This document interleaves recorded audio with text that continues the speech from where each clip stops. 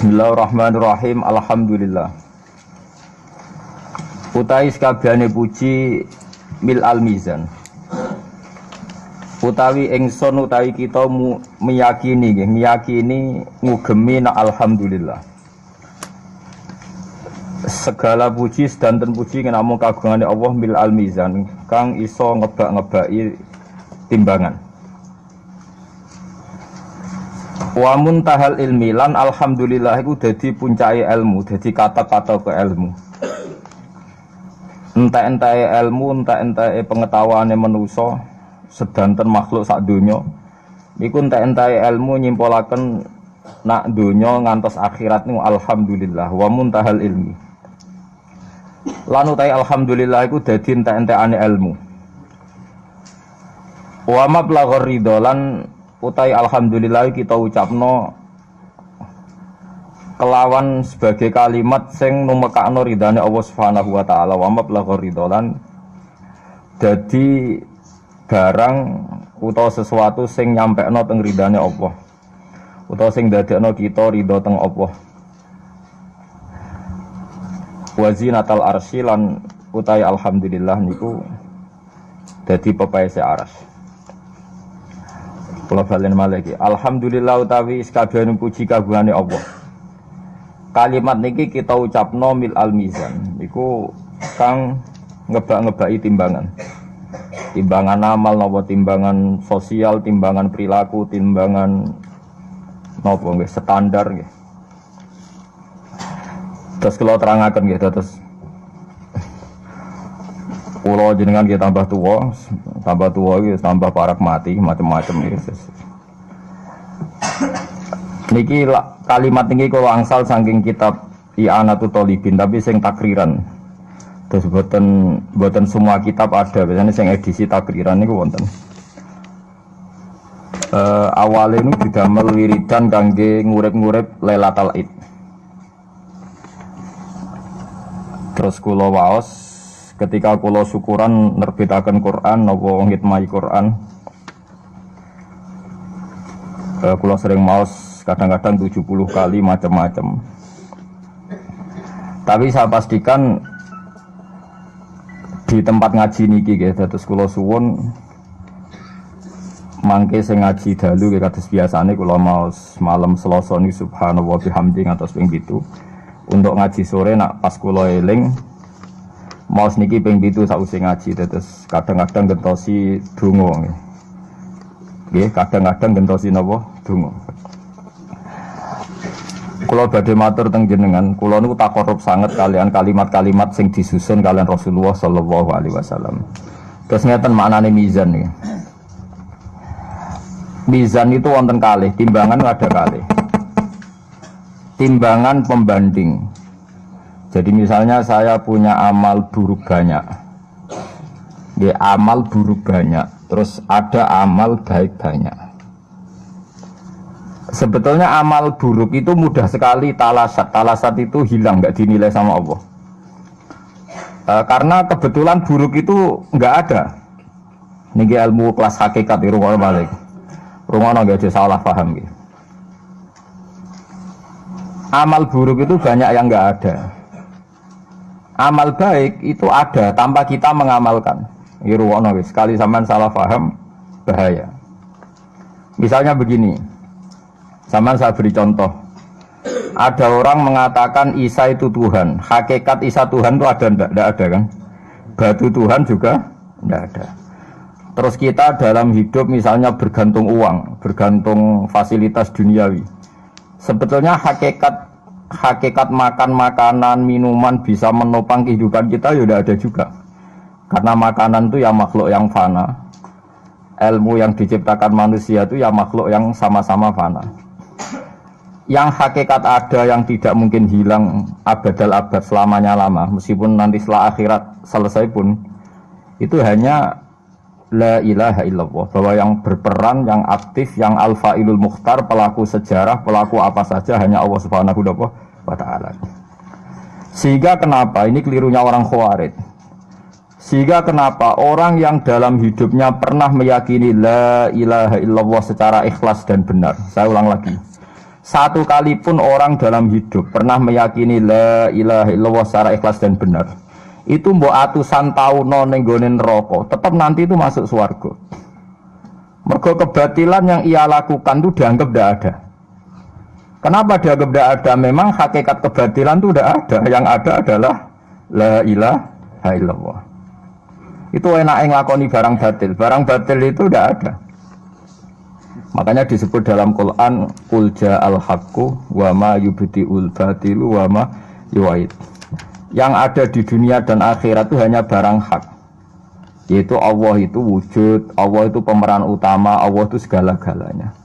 Lainnya itu barang batil. Barang batil itu barang yang enggak ada tapi oleh manusia yang salah dianggap apa? Ada.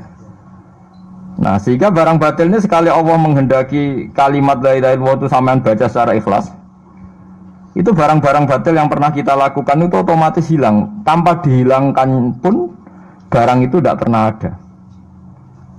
Itu disebut barang nopo? Disebut barang nopo? Batil. Makanya di sebagian ayat disebut bal naqdhifu bil haqqi 'alal batili fayadmaghuhu fa idza huwa zahid. Niki ilmu kelas tinggi. Sehingga kenapa orang-orang kafir yang menyembah batu, menyembah Isa nanti masuk neraka? Sebetulnya Allah itu memasukkan mereka ke neraka itu hanya karena Allah ingin bilang gini tok.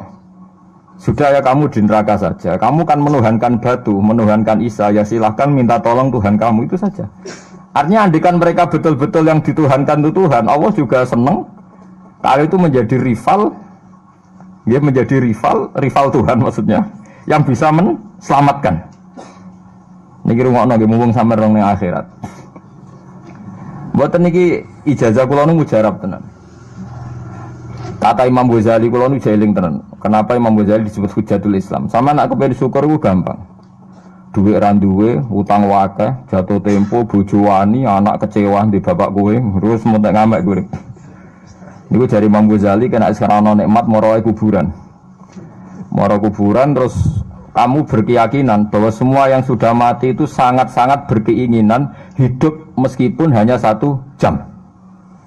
Wong sak donya mulai Nabi Adam nganti saiki kabeh berharap dihidupkan lagi meskipun 1 jam karena ingin membenahi kalimat tauhid la ilaha illallah. Lah kowe iku jek urip. Lah kowe iku jek urip. Berarti wong sak miliar-miliar sing wis mati iku iri mek kowe mergo kowe jek urip. Nah, berarti terus kowe syukur ya Allah, apapun masalahnya di dunia saya ini hilang semua mergo kula ijek urip. Kula baleni malih. Dengan demikian kowe muni alhamdulillah aku fasih.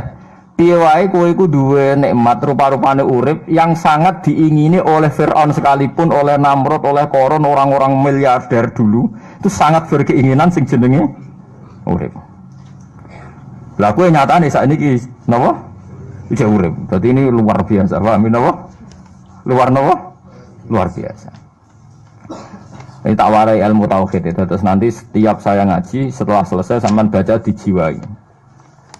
Sebab itu ketika orang kafir dimasukkan neraka itu sebenarnya Allah itu hanya bilang gini, wakilat usyrakaakum fada'auhum falam yastajibu lahum wa ra'awul adzab. Tidak apa-apa, kamu sekarang masuk neraka, kamu tidak menuhankan saya.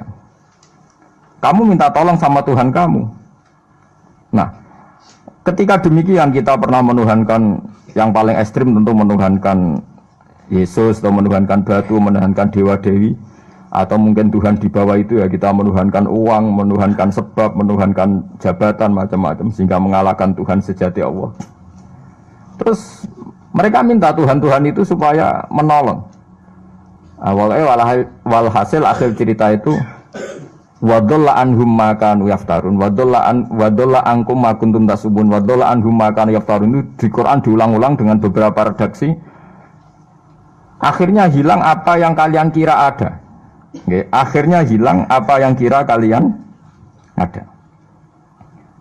Misalnya kita mengatakan bahwa hidup itu harus makan, harus minum. Ternyata nanti di akhirat tanpa makan, tanpa mikun orang hidup. Makanya itu hebatnya ulama, hebatnya ahli sunnah, hebatnya nabi. Nabi itu orang mukmin itu dilatih. Kalau lesu ya makan, kalau ngantuk ya tidur. Tapi kita diajari ada makhluk hidup yaitu malaikat yang tidak makan, Tidak tidur. Paling tidak meskipun kita itu kalau nggak makan lemes, kita tetap tidak mengatakan tanpa makan makhluk pasti mati. Karena kita berkeyakinan diberi akidah. Ada makhluk yang namanya malaikat, nggak makan, nggak minum, tapi hidup. Sehingga meskipun kita mengalami kalau nggak makan itu mati, tapi tetap menyisakan satu keyakinan bahwa makan itu tidak syarat hidup. Buktinya malaikat nggak makan, hidup. Paling tidak dengan keyakinan itu kita tidak mendewa-dewakan harus makan. Itu cara-cara Nabi mengajarkan kita. Paham gitu. Terus ini saya ulang-ulang. Makanya disebut wadalla anhum. Apa yang mereka kira ada itu dari awal tidak ada. Ya, apa yang mereka dikira ada nanti di akhirat tidak ada. Lah sing ada itu tetap nopo alhamdulillah. Makanya ketika nanti orang masuk surga gitu, da'wahum fiha subhanakallahumma wa tahiyyatuhum fiha salam wa akhiru da'wahum alhamdulillahi rabbil alamin. Ini penting kula aturaken. Terus sakjane salah niku ora dikepenak. Itu sebabnya kenapa orang yang kafir mulai cilik sampai tua ketika meh mati kok nglafadzna la ilaha illallah, satu kalimat ini akan menghapuskan kekafiran di masa lalu. Kenapa kok bisa hapus? Karena kekafiran yang masa lalu itu omong kosong semua. Ya toh, mengatakan Isa Tuhan ya omong kosong, malaikat Tuhan ya omong kosong. Ini omong kosong semua. Barang itu kalau hakikatnya kosong, hilang karena ada bukti memang tidak benar. Itu kan gampang untuk menghilang. Itu podo karo wong mending ini. 3 miliar ambek 3 miliar. Iku podo karo 5 rupiah. Jadi ku gremeng meneh. 1 triliun mbek 1 triliun podo karo 500 rupiah. Omongan gremeng itu kan ya wong edan itu kan. Berarti saurip-uripe muni Isa pangeran ya edan. Muni liyane pangeran itu kan omongan ra penting semua. Meskipun yang disebut tuh miliar triliun tapi kan cara guru biji busa kan gampang dobong ae wong ndak.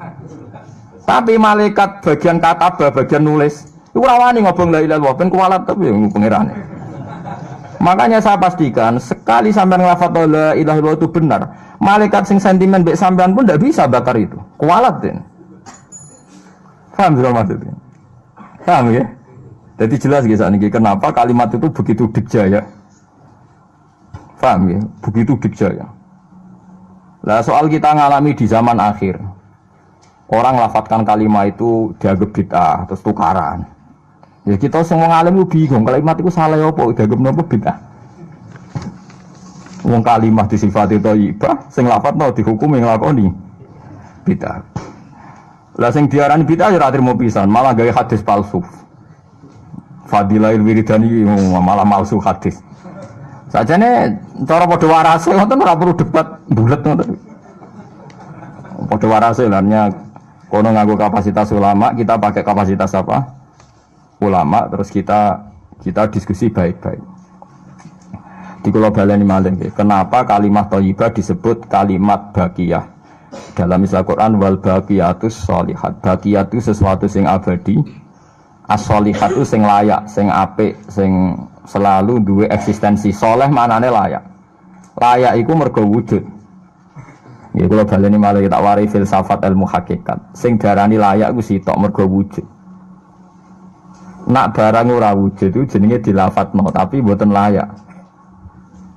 Jadi barang ana sing dilafadzno tapi ora layak, ana sing ora usah dilafadzno tapi wis layak disebut sholihat. Saleh maknane apa? Layak atau punya eksistensi. Misalnya begini ya, kula tak warai ya ben sampean nang lafadzno la ilaha illallah niku benar. Ketika manusia itu menganggap yasumu maknanya menganggap itu sesuatu tidak ada tapi dianggap nopo ada, itu jenenge menganggap. Ketika manusia itu menganggap bahwa tidur itu penting, kalau orang tidak tidur itu maka dia akan lemah, kalau orang tidak makan itu dia akan mati. Sebetulnya semua ilmunya manusia itu menganggap, karena diulang-ulang oleh satu kejadian, kalau nak gak mangan itu lesu, nak gak turu itu lemes, terus dia menganggap kalau gak tidur itu orang mati, kalau gak makan itu orang mati. Itu ilmu yang dikatakan oleh para ahli hakikat hanya menganggap itu sah, karena anggapan manusia salah itu sah, keliru ya sah, benar ya sah, tapi ya hanya anggapan. Tapi dalam ilmunya Allah Ta'ala sing abadi, kehidupan itu tidak bersyarat makhluk itu harus makan, dan Allah bisa membuktikan itu lewat Allah menciptakan apa? Malaikat.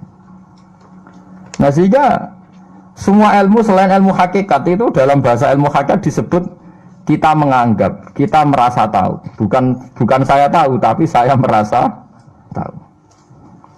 Nah, liane kalimat la ilaha illallah itu semuanya begitu. Kita merasa tahu bahwa kira-kira begini, kita melihatnya begini.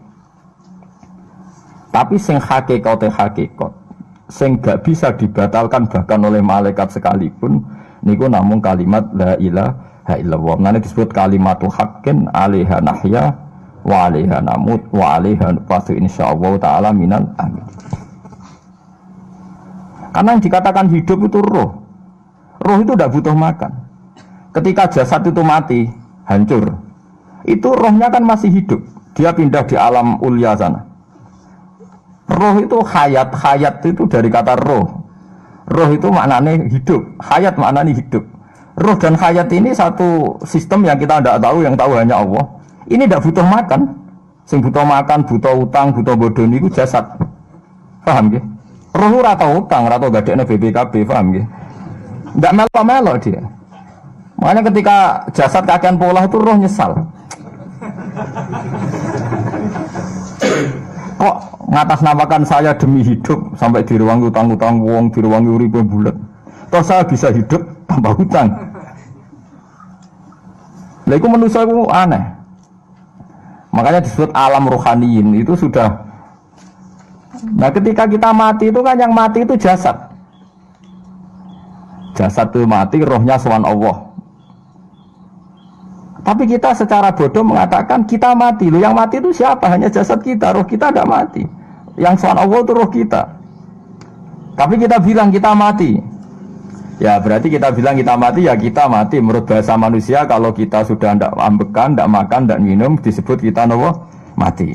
Tapi alhamdulillah kita ini mukmin, meskipun bahasakan kita mati terus bahasano mugi-mugi disepunten pangeran niki ruhe nembe sowan, mugi-mugi diwelas. Intine dekne ramuni mati. Paham nggih? Makane malaikat ngrungokno pidatone kiai sing lepas jenazah yo bingung. Perkarane dilepas niki pun mati, mboten saged napa-napa, ra iso njuk sepuro jenengan, ra iso salat, monggo kita salati. Iki sedongakno sakniki ruhe sowan pangeran mugi-mugi selamat. Jare mati, jare sowan. Sowan kan artinya mlaku-mlaku sowan kan. Nah tapi misalnya buat bahasana nganggo ilmu sing ekstrim kados kula, nganggo ilmu kelas berat kan malah diguyungake bahwa jasad ini mati, ini tidak penting karena jasad rohnya masih hidup. Maka kita tidak perlu nyolati mayit karena tidak pernah ada mayit karena rohnya masih hidup. Wah kan dianggap edan bareng kan. Makanya sebaiknya orang ilmu hakikat itu tidak perlu jadi kiai, semuanya kayak kula jadi ulama tapi rasa jadi nopo. Ya jadi kiai sampean ae sing ora paham detail-detailnya alam roh sampai alam nopo? Alam nopo? Jasad.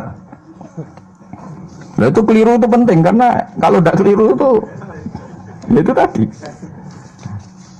Paham sing kula maksudnya. Nah, itu disebut. Nah, kalau sama tanya, lalu roh itu gimana Gus? Ya nggak ada jawabannya. Wong Rasulullah saja yang orang paling pinter di dunia, orang paling tahu. Wa yasalunaka anir ruh, kulir ruhu min amri rabbi. Roh itu urusannya pangeran. Makanya kalau sekarang sampean pertanyaannya gini, waktu gale guyonane Siti Jenar. Siti Jenar itu ya ono pinter, ya ngawur tapi ono pinter. Dene iku ora tau salat. Sing salat ruhe jare. Dadi ora tau sujud, sing sujud jare ruhe. Yen darane wali songo iki goblok. Wali songo iki gobloke ra karuan jare Siti Jenar. Wong kon salat, bathuke nganti ngecap jare Siti Jenar. Lah nek sing ngecap bathuke somben fisik iku hancur, pas ketemu Allah seksine apa? Jare Siti Jenar ke jangan ketemu pintu. Kok jasad kita ini hancur. Misalnya kayak ngandalo bathuk ngecap, jasad ini kan hancur. Sing mbok sowan pangeran rohem. Roh iku wis kon sujud ae ora usah awam. Lah akhire nak wae salat terus meneng ae jare wis salat. Sing ada teng pintu-pintu niku. Nah sing mung syariat terangno ora iso. Rata-rata kiai syariat kan ra pinter hakikat. Mau ngamuk ngono to murtad kowe. Nah ngamuk to. Hasil wong syariat kan apa? Ngamuk. Ngamuk ana stresan nerangno ngamuk. Ya akhirnya gak sambung kan. Akhirnya gak sambung. Tapi saya pastikan ajaran Kak Siti Jenar itu sesat. Sesatnya adalah wali-wali yang alim, termasuk wali songo yang alim itu bilang begini. Ketika bathuk kita dikokon sujud ning pangeran, kita sujud itu sebetulnya bukti bahwa fisik kita itu tunduk sama perintah roh. Karena roh kita sujud, roh ini menyuruh fisik kita juga ikut sujud. Jangan jadikan fisik ini rivalnya roh. Itu kita gobloknya Siti Jenar. Kalau roh kamu sujud, fisik kamu tidak sujud, namanya rivalitas. Berarti kowe di jisim, duwe wadak sing ra nurut roh. Berarti rivalitas. Lalu jasad kamu itu sing mimpin sapa kok gak nurut. Lah ini mulane sing rada-rada Siti Jenar tobat mulai detik ini, paham ya? Karena ya mboten tak jak mikir sampean, paham ya. Jadi ini permainan ilmu kelas tinggi, paham ya. Kayaknya gak tahu mikir toh. Lah diwarai kok ben kok alhamdulillah aku fase. Paham ya? Paham ya? Makanya andekan malaikat itu kok sujud ning Nabi Adam ketika Allah nyuruh, "Hei para malaikat, saya menciptakan manusia namanya Adam. Setelah jadi maka kamu sujudlah." Itu malaikat sujud. Sujudnya malaikat bukan karena nganggap Nabi Adam itu Tuhan atau makhluk yang istimewa, enggak, karena perintah Allah disuruh sujud. Malaikat enggak perlu tanya maknanya sujud ke Adam itu apa, enggak perlu, pokoknya karena Allah nyuruh ya sujud, paham gitu? Setan pakai rasional, ngapain sujud Adam? Musuh bodoh-bodoh makhluk. Mulanya orang aliran sing sesat malah darani malaikat sama iblis itu tauhidnya tinggi iblis. Karena malaikat diuji disuruh sujud sama Adam, makhluk mau, terjebak dia sama permainan Tuhan. Dari malaikat terjebak tes-tesane pangeran. Iblis luwih pinter perkara nek ra gelem sujud. Berarti dekne mau gelem sujudnya namun kalian Allah. Lha kok wong sesat kok. Wong kok nganggur nganti ngono, maksudnya mikire kok ngono. Mulane sing do diutang dosa mluwih apik timbang sing dipikiran ngene iki, paham ya? Paham ya? Jadi malaikat terjebak permainan Tuhan, dites gak lulus ya. Itu ngeri kalau nuruti alin-alin ngoten. Yang benar adalah setan itu dianggap keliru.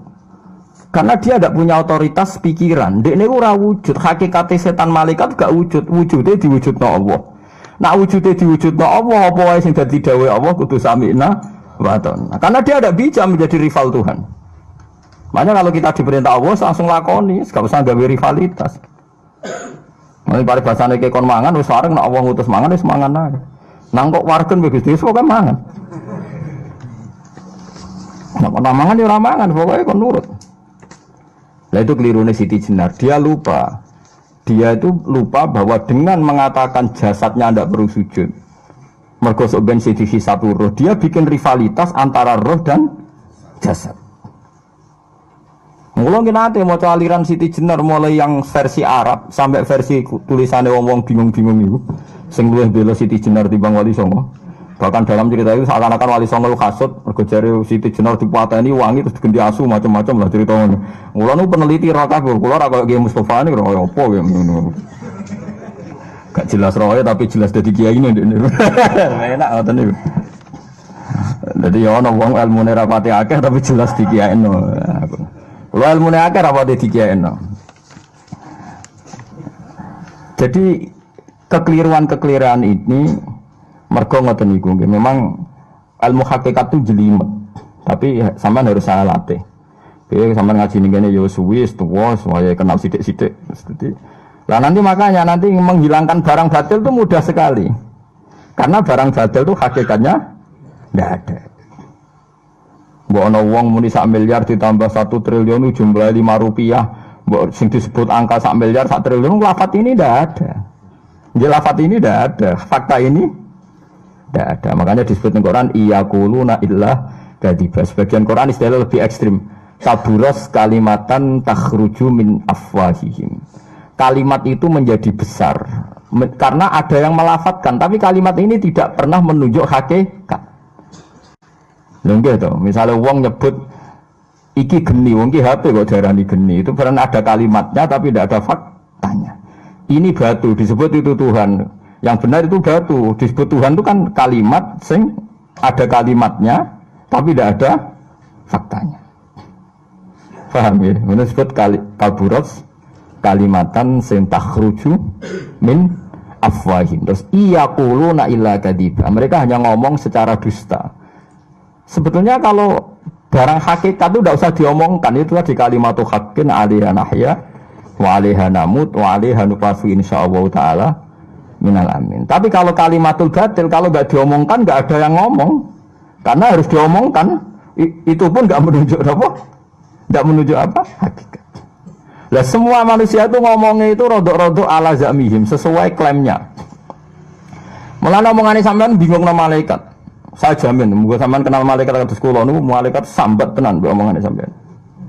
Kok ndak gimana coba? Kita bilang saya ini kaya, baru punya uang banyak kaya. Malaikat sing nyekseni kekayaane Allah janggal kere kok muni sugih. Terus kowe muni saya ini orang kuat karena saya presiden Amerika, saya presiden Indonesia orang kuat. Kita pun sebagai kiai bilang Jokowi itu orang kuat, presiden itu orang kuat. Malaikat sing roh langit bumi sing roh Allah, dijayane Allah, pemene malaikat Israel. Mangkel sak boleh ana bahasa kuat tuh. Ah semane tak terlepas ber kok iso muni kuat itu kuat apa nih? Jadi bahasa manusia itu membingungkan semua. Coba Anda jadi malaikat Israel, terus ana wong peteta-petete muni kuat. Kuat temen ning ndi tak pites setiap saat itu. Jadi bahasa manusia itu membingungkan semua, makanya malaikat itu kuat yang uang ngomong gak jelas. Nah, makanya mereka nggak dianggap temannya malaikat, karena tidak wali, dia tidak tahu ilmunya malaikat. Lah wali itu tidak pernah terjebak omongan itu, disebut ala inna auliya Allah la khaufun alaihim. Walaupun sampai disebut nanti diantara khasih wali itu kalau meninggal tatanazzalu alaihimul malaikatu alla takhafu wa la tahzanu wa absyiru bil jannatil lati kuntum. Terus malaikat-malaikat yang di langit semuanya bilang pada wali ini, nahnu auliyaukum fil hayatid dunya wa fil akhirah. Saya ini mitra kamu, saya ini teman kamu, baik zaman kamu di dunia maupun di akhirat. Karena bahasanya wali dengan bahasa malaikat itu sama. Enggak pernah merasa kuat, enggak pernah merasa hebat, karena malaikat itu tahu yang hebat itu Allah, tahu betul dia. Apalagi temannya Israel tahu betul. Paham ya? Wali itu yang meniku bahasa disiga sambung. Disebut nahnu aulika, agak tahu tuh paham Quran kados kula. Lah mulane ngaji, wis kerepean lah pokoknya paham. Lah bahasa manusia enggak wali itu bingungkan malaikat karena tadi kita bilang presiden itu orang kuat. Ini orang kuat. Padahal malaikat yang bagian mitosnya Allah ini janggal, kuatnya nang ndi. Apalagi malaikat yang nyekseni alam malakut, alam ning langit. Yang sampean saiki wis sinau planet mawon lah. Planet Mars itu kayak gini, Platurus gini. Delok bumi planet paling kecil. Wong bumi planet paling kecil kok penduduknya paling kuat tuh piye kamu sih? Paham ya? Wes bumi paling kecil digoni wong miliatan. Terus untuk mau sepiro? Mau untuk kok terus kuat itu kuatnya nih? Nanti. Berarti sampean membahasakan orang kuat harus gak sido bener. Orang itu ilmuwan, orang paling pinter di dunia. Pinternya nih. Misalnya yang ngerasa pinter karena ini bisa menemukan komputer, bisa menguasai sak dunia, peneliti, handal ngene-ngene jare malaikat. Umpama ke roh ilmu sak bumi ku roh Mars. Aku sing nata Mars, tukang jogo. Artinya umpama ke roh tenan bumi ku roh planet lain dan kehidupannya di sana. Apa meneh alam malakut, alam roh. Misalnya alam kematian itu butuh ilmu 99, alam dunia mau butuh sitok. Ngendikane Nabi bandingan ilmu dunia sampai akhirat itu 99 banding 1. 1 dibagi wong sak dunia.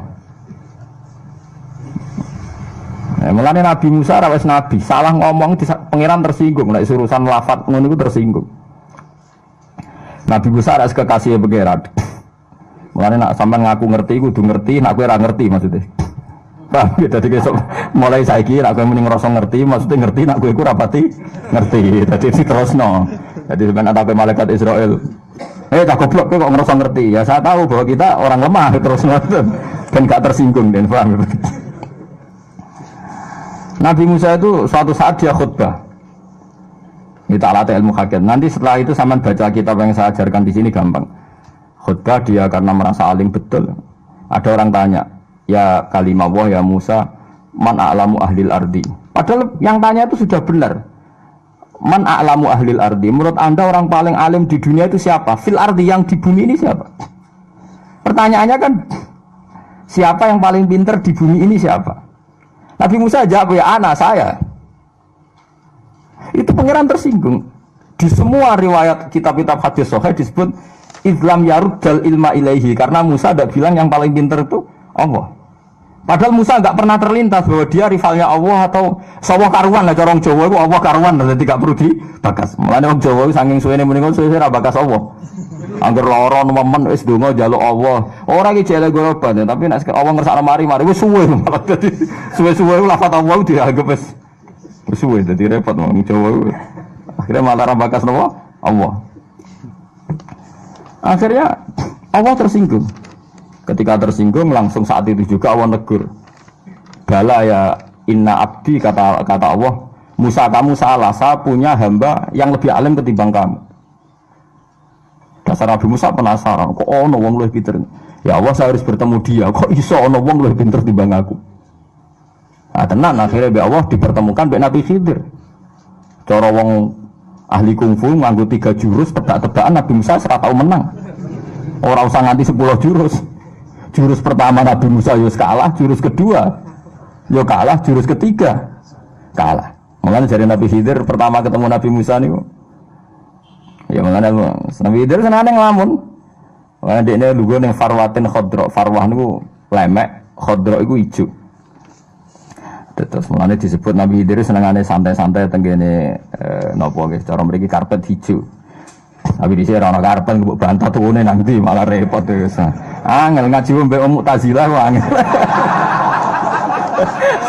Tak kata tukune kapan utang tak kredit ae malah repot. Padahal zaman akhir gede barangku kas apa kredit karpet tukune ning ndi. Zaman akhir uang tukang analisis, tagane tuku sepeda motor untuk duit konti. Wong rezeki kok pangeran tak kono konti. Mulane wong alim mesti ning donya dianggap goblok. Kulo nak ditanggo melarat, tuku mobil, tuku sepeda motor, kulo ra janggal. Kulo niku wong mukmin, wong alim. Dadi pikiranku pangeran nak ngersakno pira wene. Tapi wong analis sing cerdas ora sing ngono. Kok bisa gaji segitu beli mobil? Dadi wong alim kok dijak ilmu. Nah, akhirnya kalau kulo masih jadi bodoh. Gus bae kok ora janggal lho ngono ngono. Lah kuwi wong alim ora janggal dunya janggal ning ndi? Cara aku nek pangeran ngersakno ora ana sing mokal. Paham? Tapi saya ahli analisis sudah kepinter. Dari mana dia dapat itu? Sengro paling kredit, sengro untuk hasud sederhana, hasud sederhana. Nah hasudnya kelas tinggi, wah paling make up, paling rental bendarani suka semacam-macam. Tapi lucunya neng ilmu nih manusia, sing pinter analisis sudah kepinter. Nah neng ilmu nih wali ora, omongan ra penting. Mergo wali langsung eling Allah, isi ngono iku kersane pangeran, berkah isi ngono iku kersane pangeran. Tapi kita sih dianggap bodoh. Lah aksaru ahli jannah al-bulhu, age-age bodoh swarga bodoh-bodoh niku. Maksudnya bodoh kaya kula niku ora bodoh sing. Ora bodoh supermanen niku bodoh. Oh ana niku wong sing bodoh cara Allah iku malah pinter-pinter cara dunya. Nah cara kula ya ora janggal, lara marat sugih terus ana kiai kadang-kadang maksiat, ana preman ujug-ujug tobat, kula ora janggal. Nek wong am kan jang kiai kok ternyata berbuat gini. Ana wong preman kena kula ora janggal. Innal huda wah ya wis ngono kan gampang. Pancen lagi entuk daya. Nah ana kiai kok kepleset maksiat ya nek cara kula ya model bodoh. Ya wis pancen ora nabi, ora maksum wis ben salah. Kenapa? Sebabnya apa? Mesti ada sesuatu. Wali dijak ngomong pintu ini kan raiso. Akhirnya kita sudah anggap bodoh. Maksudnya aksaru ahli jannah al-bulhu. Akhirnya bodoh sarko bodoh ini ki orang bodoh permanen ku mau lagi. Lho sampean tak terang kok kita ora ikhlas.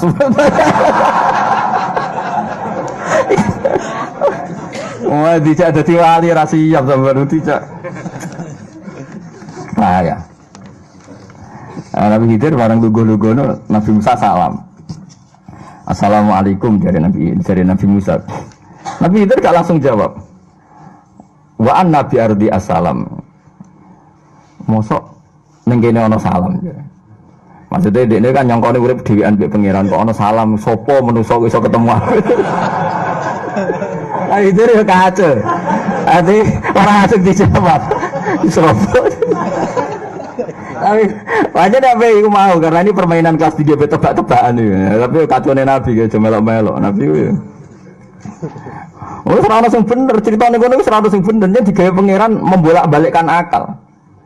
Lah ora bolak-balik akal gimana? Iki ilmu wali, sampean rasa anut ora makome. Nah aku lah, sampean aja melok. Ajare Nabi Musa bareng takok, aku duwe kawula saleh pinter timbang kowe. Lah sebuti Gusti carane kula ketemu piyambake. Soale kowe golek iwak. Sing wis mbok goreng, sana to. Iwak sing wis mbok goreng ada miktal itu cara mriki. Apa den kantong kepes apa? Ya kepes ya kepes. Mesti digoreng.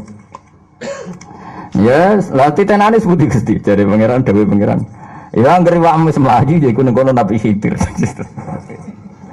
Akhirnya Nabi Musa wis Nabi Bani Israel kan gua ya semua ning tinggon Nabi Bani Israel gak iso den mlaku-mlaku dhewean nggawa pengawal dene. Jenenge Yusha bin Nun ning Quran disebut Fatahu. Niku jenenge sinten Yusha bin Nun. Dari bahasa Israel jenenge Yosua. Yosua dan Yalu jeneng Muslim, tapi sing wani nganggo wong Kristen. Yosua ini Yusha bin Nun. Wis jam mlaku-mlaku. Nek jam mlaku-mlaku Nabi Musa ku kacau tenan. Ora kacau piye? Dekne wis didhawuhi pangeran, alamate Nabi Khidir iku nak iwak iku wis urip mlayu, iku alamate ketemu. Lho malah dekne ilang iwak iku perkarane suwaye sarapan. Lho tiga alamat gak wis dipangan. Tapi dadi dekne bareng semlaku kesel lesu iku. Sak cara kula ngundang Mus, jigot misale ngundang terus. Iki suwaye lesu. Mangan. Dadi Nabi Musa wis dipermalukan wong iwak iki digo alamat kok malah dekne ilinge perkara apa dipangan. Wis kacau lah, maksudnya wis kacau, wis cara langkah banyak sang salah. Dari Isa, waduh, Nabi Musa pesen sampai Isa. Nabi Musa kan lucu, dia kan gawa iwak. Nak iwak iku berarti alamat, iku ana Nabi Khidir, malah kan gawa uang, rupa-rupane Isa. Mestinya kan gak fair, malah ngongkon uang. Untung pangeran Nabi ada ngendikan ngoten cara kula, malah ngongkon uang. Tenan, akhirnya Yusak cerita, waduh Nabi Musa lali kula. Pas nang desa mriku, kawasan mriku mau. Iwake pun muncul. Terus Nabi Musa, lho kok ora ngomong. Ya Nabi Musa yo salah iku ndekne sing dialamati malah kon nggowo. Akhire yo pas ana kejadian gak roh to. Terus dari zalika ma kunna nabki. Ya iku sing tak goleki momen iwak mlayu ku malah kowe lali. Dari Yusa, kowe ora gelem bodhe lho aku lali.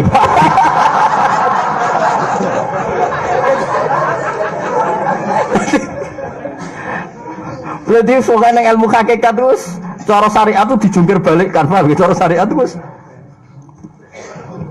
akhirnya balik nah deh fartadda ala asa rihima, mana nih balik nah bareng balik iwai silang. Tapi Nabi Musa kan mengalami 3 kesalahan, tapi kesalahannya Nabi orang maksiat loh kayak kesalahannya satu, wong iwak digo alamat kok malah ilinge mergo digo sarapan. Wong dene iku dikai alamat malah kon gowo wong. Jadi ada banyak kekacauan. Ane bar ketemu Nabi Khidir, ya Nabi Khidir ngendikan assalamualaikum, dan ini gak gangi jawab. Tenane jare Nabi Khidir cara Jawa tenane. Terus ana Musa, aku iku Musa. Nabi Khidir takoke, ini hadis sahih. Musa Bani Israel. Jadi antar Nabi terkenal meskipun tidak pernah ketemu itu populer karena sama-sama di alam langit itu orang-orang populer. Tidak seperti sampean gitu, gak ada datanya di itu kalau Nabi Khidir tahu, maksudnya daftar wali sekarang siapa, orangnya siapa tuh tahu dia. Tapi kalau orang-orang tidak penting tidak tahu dia, karena ya nggak masuk apa. Iya, orang muktamar ada ID. Kalau masuk. Oh kok sampean barang ketara ketemu Nabi Khidir takok, man anta itu ruwet lah, iki sapa, ana wong koyo kowe ngono takok. Nah itu Musa Bani Israel dari Nabi Sanaam. Terus ya saya Musa Bani Israel. Dari Nabi Khidir, ono apa kan? Saya ini disuruh Allah belajar sama kamu. Karena katanya Allah, saya ini banyak ilmu yang saya tidak tahu. Nabi Khidir itu ngendikannya datar ya. Ya biasa standar aja. Kowe ndek ilmu sing aku ora roh, aku ndek ilmu sing kowe ora roh. Jadi Allah mengajari ilmu yang pada kamu yang saya tidak bisa, mengajari saya ilmu yang kamu tidak bisa. Nabi Musa wong Israel, yo ora sing kowe iso kudu aku iso. Sing gak trimo. Sing aku ra iso sangka kowe kudu aku iso. Maksudnya kowe ra iso ilmuku lah, sing penting aku iso ilmumu. Wah tetep mau kalah deh. Nabi itu jaga sok, ora level lem. Paling kowe berontak tok aja. Paling kowe berontak tok. Jadi fa'inat tabatani falatas alni ansein. Bayat aturan pertama, setiap saya mengutarakan satu ilmu kira oleh takok. Nah, misalnya semuanya oke, nggak usah tanya saya. Tenan bareng ketemu di pulau-pulau kecil itu karena pertemuannya di laut. Wah ada pulau-pulau kecil yang antar pulau itu kalau penyeberangan harus pakai apa? Perahu. Ketika Nabi Khidir ngomongnya piye ora jelas, Nabi Musa dirapati paham. Pakai omong-omongan ambek sing tukang napa rental perahu niku.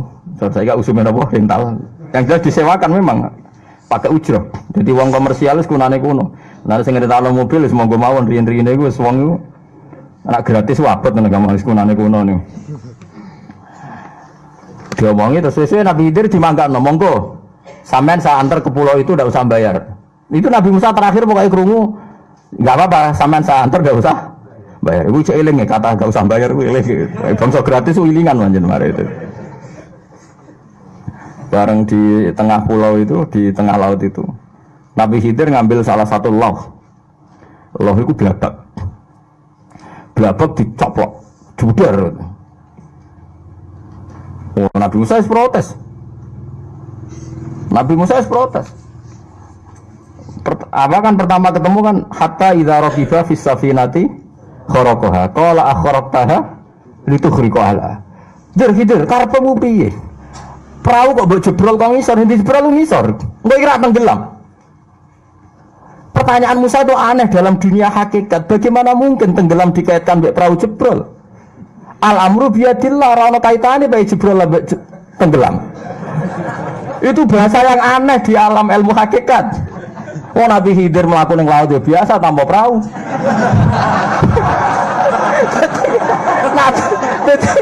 Oh aneh cara Nabi Khidir. Aneh bahasa ini aneh. Mulane cara Mustafa matur pangeran Gusti kula ora betah melarat. Kula ora betah ra duwe dhuwit. Malaikat itu aneh. Orang enggak punya duit kok gak siap kok gak kuat. Aku biasa dari malaikat.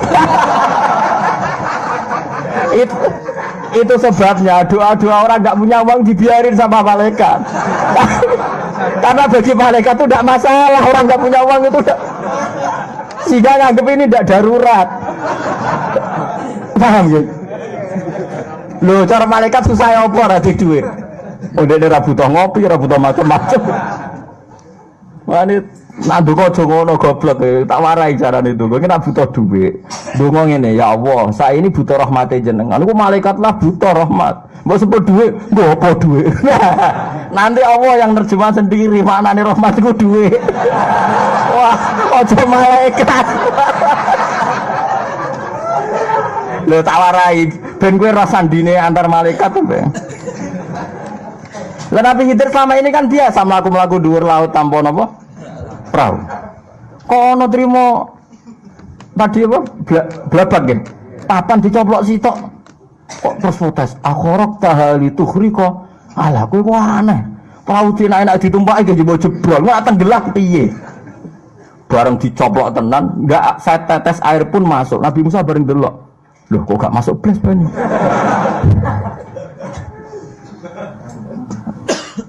Bareng Nabi Musa pas janggal ana manuk emprit, manuk cilik lah kowe.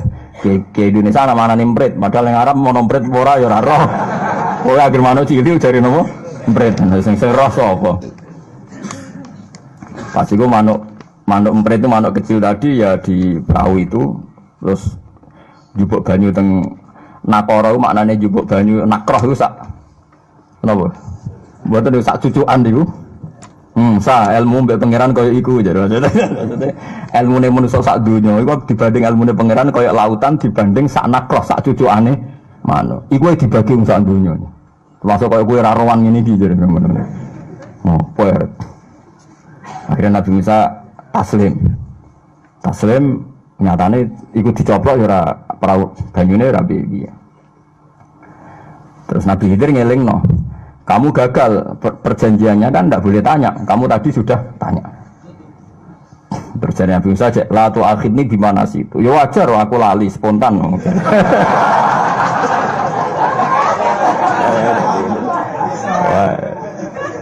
Akhirnya karena Nabi Khidir ya masuk akal kan, wong spontan kan, terus jadi watai Musa kan temperamental ya dimaklumi. Ya sudah nanti kalau ada gitu lagi jangan tanya. Ya sampai ada 3 kejadian di mana lala Nabi Musa itu tanya terus. Nah ini kira-kira gambarannya seperti itu. Orang di ranah ilmu hakikat itu dengan bahasa manusia itu nekabe. Mungkin bahasanya sampai itu natnun. Kalau dalam bahasa hakikat bahasamu itu menjijikkan. Muntin itu bau sekali. Bagaimana bahasa kita ini tidak bau? Karena kita melafadzkan lafadz yang salah. Kita bilang presiden itu kuat, itu orang kuat, orang hebat. Bagaimana mungkin bagi orang hakikat yang hidup di depan Allah dan merasa semuanya di depan Allah, semua kendali Allah, terus ada selain Allah dikatakan hebat, kuat. Sehingga mereka itu ya bingung, roh bahasanya manusia itu bingung. Mulanya saat ini nak sampean terpaksa muni presiden itu orang kuat, terpaksa itu orang hebat. Ya hebat orang manusia, tidak sepiro, terus aneh ngati, ngerti kan atau kalimannya kan. Maksud kamu apa? Kok bilang presiden itu hebat? Ya maksudnya gini loh, cara manusia. Lah cara manusia itu salah, sebenarnya cara Allah. Keceplosan malaikat itu kan terang jadi nanti daripada kok dimaki-maki malaikat. Nah di sini ini pentingnya ngaji Quran. Quran mengingatkan manusia itu bahasanya bahasa zakmiyah, dikira, kita kira. Selain menyangkut la ilaha illallah, ilmu manusia itu dikira. Kalau hakikatnya hakikat ya tadi la khalqus samawati wal ardi akbaru min khalqin nas. Makanya disebut Allahu Akbar. Makanya kita sholat, setiap sholat kita mengkafaroi semua kesalahan bahasa kita. Salah ora kudu zina, ora kudu maling. Salah bahasa itu dieling-eling mbek pengen darani presiden orang kuat. Lah mulane termasuk salat itu ngafaroi kesalahan ini. Terus kita bilang kalau salat Allahu Akbar. Setiap takbir intikal ya kita bilang Allahu Akbar. Paham ya? Jadi tanda anil fahsya wal mungkar, barang yang menjijikkan, termasuk fahsya itu termasuk omongan-omongan memuji makhluk yang berlebih. Napa berlebih? Dulu Namrud itu dikatakan orang kuat karena dia raja diraja Namrud itu. Sampai Ibrahim itu ngelawan Namrud itu putus asa, saking kuatnya Namrud. Dan orang bilang Namrud itu orang kuat. Tapi neng langit itu janggal, Namrud kok kuat-kuatnya neng di. Akhirnya Allah nggak pertunjukan nih. Matine Namrud itu dileboni nyamuk, sing sayapnya hilang sitok. Orang nyamuk utuh. Jadi irunge dileboni nyamuk, sing sayapnya mau karek sitok. Mlebu ning irome Namrud terbesemayam ning gone uteke Namrud. Terus bertelur ning kono dadi kuman mati. Mergo Allah iku tersinggung mosok trimo Namrud dipateni Jibril. Kok pamane kuat musuh kuat. Jadi gue ngelecehna Namrud tuh apa orang ngutus Jibril, orang ngutus Israil, mau ngutus nyamuk. Coba sekarang, apa hebatnya presiden, hebatnya manusia yang katanya profesor, katanya doktor, katanya wong alim, katanya kiai. Mati terima kena TBC. Cokot nyamuk, dicokot ulo sing gak berakal jari ini. Betapa hinanya kita, berapa lamanya kita ini mati oleh makhluk yang katanya tidak punya akal.